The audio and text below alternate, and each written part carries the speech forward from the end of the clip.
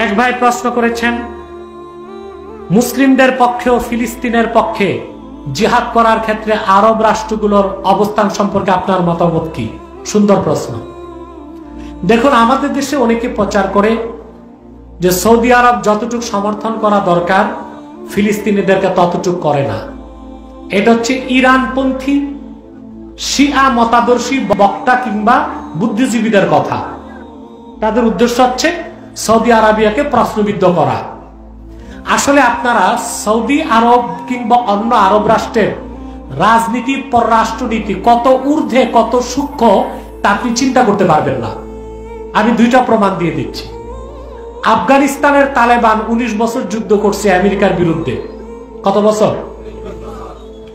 এই 19 বছরে সৌদি সরকার তালেবানকে $120 বিলিয়ন সাহায্য করেছে। কত?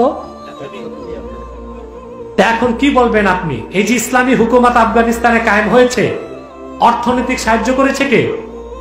সৌদি আরব। দ্বিতীয় সাহায্য করছে কাতার, আর তাৎক্ষণিক স্বীকৃতি দিয়েছে আরব আমিরাত। অথবা আপনি কিভাবে বলবেন যে ইসলামের পক্ষে তারা কাজ করে না?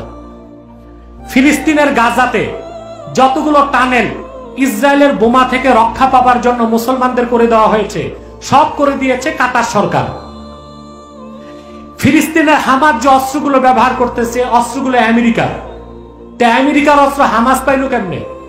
আমেরিকা যত অস্ত্র দিয়েছে ইউক্রেনে, তার 3 ভাগের 1 ভাগ চলে এসেছে মধ্যপ্রাচ্যে, ইরানের হাতে, হামাসের হাতে। আর ওই অস্ত্র কিনার টাকাগুলো দিয়েছে আরব রাষ্ট্রের শাসকরাই। তাহলে প্রত্যক্ষ কিংবা পরোক্ষভাবে প্রত্যেকটা আরব রাষ্ট্রের শাসকই চায় ফিলিস্তিন স্বাধীন হোক, ইসরায়েল ধ্বংস হোক।